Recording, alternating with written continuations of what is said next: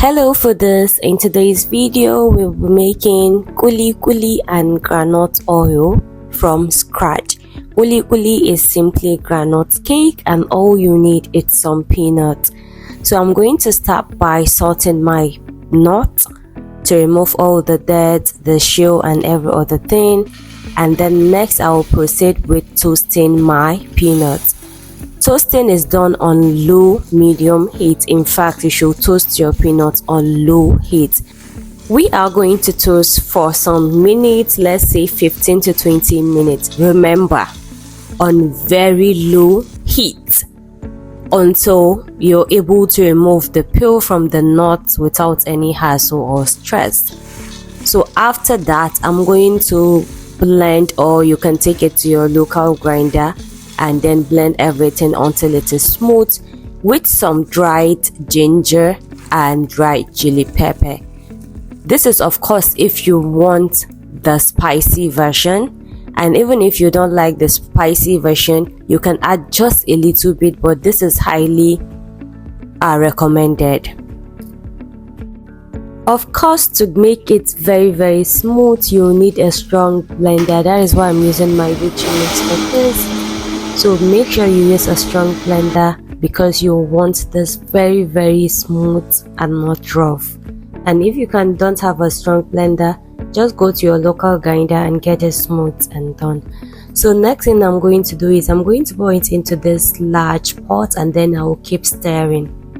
But at intervals I'll be adding cold water. So this is the tricky part. If your groundnut paste after blending or grinding is hot, use cold water, and if your groundnut paste is cold, use warm water. The reason is when you're blending your peanut it tends to get hot, so the after product will be hot definitely. But if you allow it to settle down a bit, it's going to get to room temperature and it will eventually get cold, so use warm water instead. So as you can see, as I'm adding the water it is getting thicker and changing consistency from that very smooth paste to something I don't even know, something like this. So you keep adding water and keep going. Here I just added some salt for taste, and then I'll keep adding water as you can see until I reach the desired consistency I want. You will know you're ready or your dough is ready when it is very thick and oil literally start coming out from the dough. Something like this in a jiffy.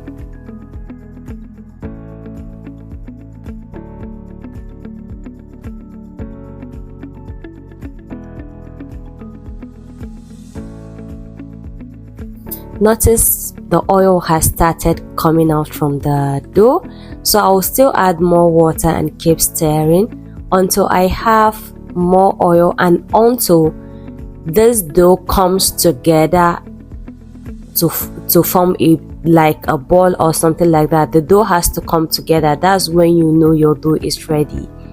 So keep adding water as you go and keep stirring, and then you will see what I mean by forming a dough in a jiffy.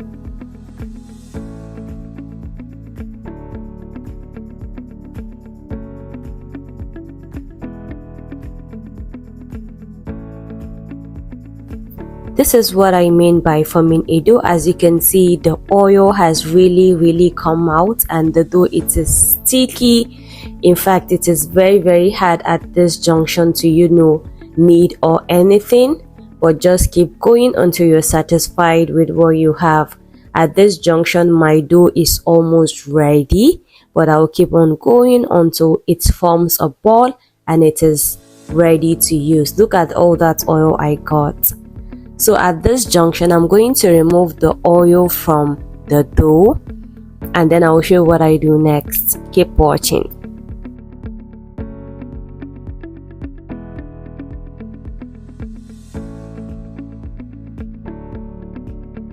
Now the next thing to do, because I'm looking at two versions of kulikuli, I am going to divide the dough into two because I will love the salt version, that's the savory version, and the sweet version. So for the savory version, you don't need to add anything. Remember, you've already added salt. So form a ball and then roll it like this, or you can mold it to the desired shape and size you want. I prefer this size or shape for the salty version. At least this is how I know the kulikuli vendors in the market does their own, but you can actually mold it anyhow you want it.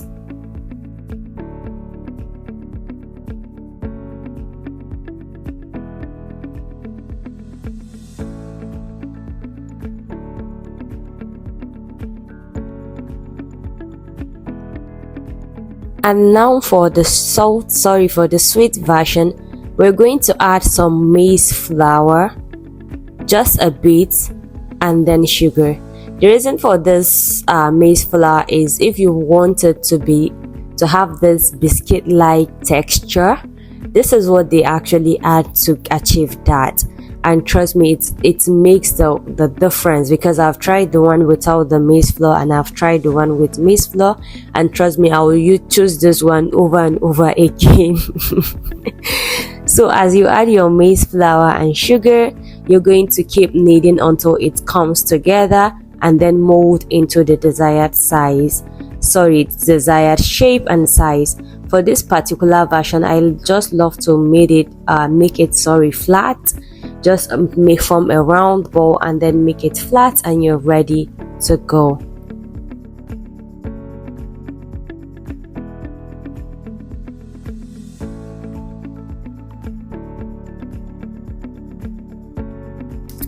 And this is what we have after molding both the sweet and the savory version. The next thing I'm going to do is I'm going to fry my kulikuli in that same oil I extracted. This also helps further purify the oil. As you can see, it's going to change the color from this, a bit thick to the normal consistency we all know. So fry on medium low heat until your kulikuli is ready, and then I'll show you what I do next.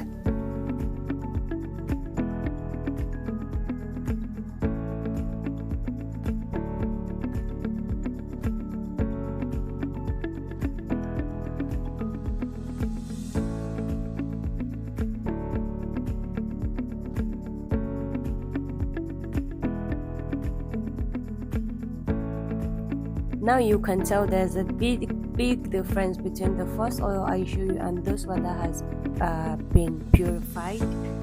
There's a big difference actually. So this is how you purify your oil after extracting, of course. So I'm frying the sweet version here, and as you can see, the key to frying your kulikuli is to make sure that there are little to no bubbles in the oil. That's how you know your kulikuli is ready. So after that, allow your oil to cool down completely. Then you're going to package the oil. I used this bottle for it, but it wasn't still enough because I had some left in the bottle. I got, I think, almost or even over a liter of oil from this peanut, and the measurement for the peanut I think is 1 tier and a bit more. I will confirm that and update the caption for that. So this is our oil, guys, and this is our kulikuli. Please, if you're new to my channel, don't forget to subscribe, like, share, comment, and bye.